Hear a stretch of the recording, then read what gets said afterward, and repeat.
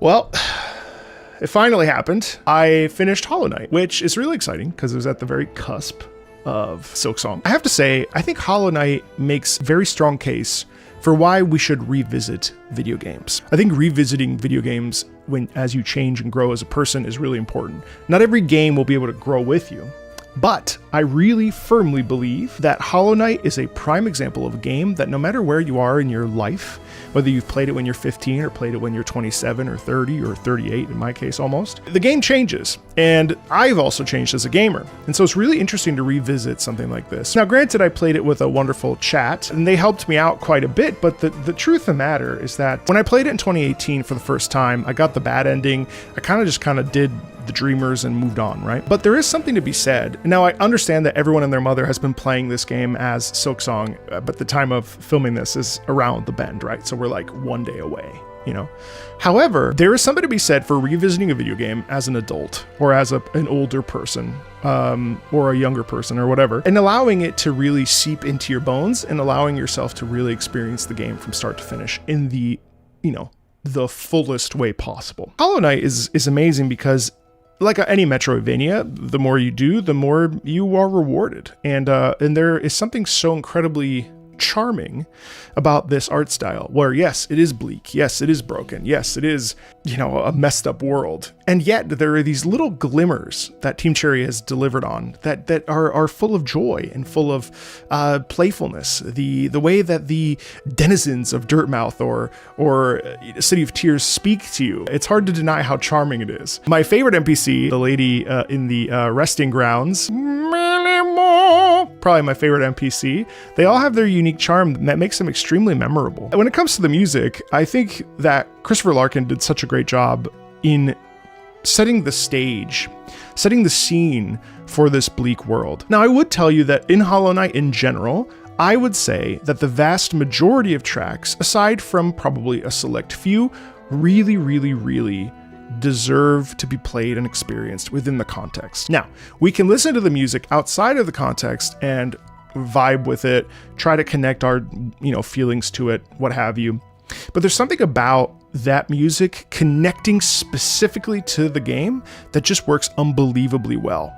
There are several tracks like the Mantis Lords, Dung Defender, City of Ruins, that's Nier Automata, City of Tears, the Radiance fight, not to spoil it, that I think work really well out of context and are amazing, and I would happily present those to people that have never heard of Hollow Knight before, non-gamers that you're trying to introduce to the music of Hollow Knight.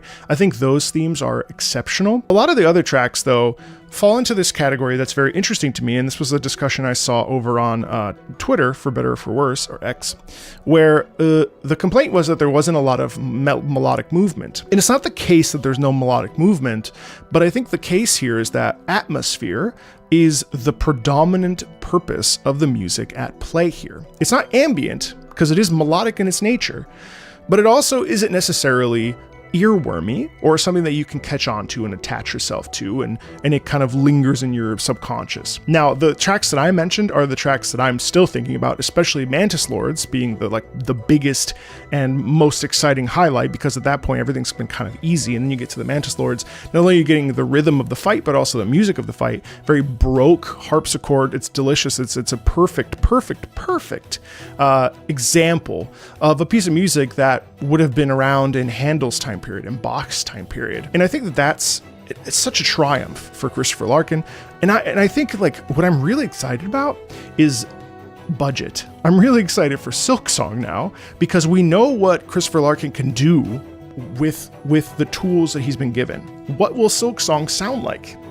That we've already heard Lace and the other one that's in there. I'm really, really excited for what Silksong is going to bring musically. So, Hollow Knight, I am very proud of myself to have played through this game again.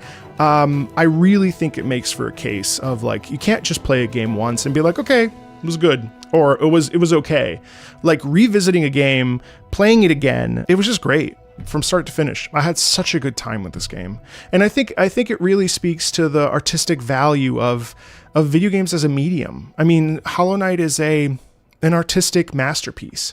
You know, you can't really rate a game like this because it's just, if you like video games and you like art and you explore and enjoy both of those things, well, you're going to get that in spades with Hollow Knight. And I don't need to tell you this if you're watching this or in the live stream while I'm talking about this, right? Like, that's obvious. But the care and attention to all the details, the backgrounds, the foregrounds, the boss fights, the insects, Hollow Knight's abilities, the slightly obtuse but also very interesting and curious story, and the discussion of the shades and life itself, essentially. And like, I mean, even the freaking stag, who's just the transportation system, has the most thoughtful commentary about being the last stag alive and like what it means to lose family and be, well, and be alone. It's mesmerizing, I think. And I think like there's a lot of depth in here that you just have to look for just a tiny bit.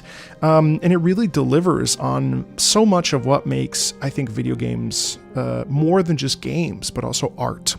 And that's, I think, something that Hollow Knight really delivers on. I don't think it's the most revolutionary Metroidvania ever made. I really don't. I mean, I think at the end of the day, like, Metroidvanias are interesting to me because they're not actually a genre of game that I particularly enjoy. I don't really like backtracking, and I think if I didn't have a chat helping me at times, I really don't think that I would have had a great time if I was just playing this solo. There's something about getting lost in the Metroidvania like format that really actually bothers me, and I actually really don't enjoy backtracking usually.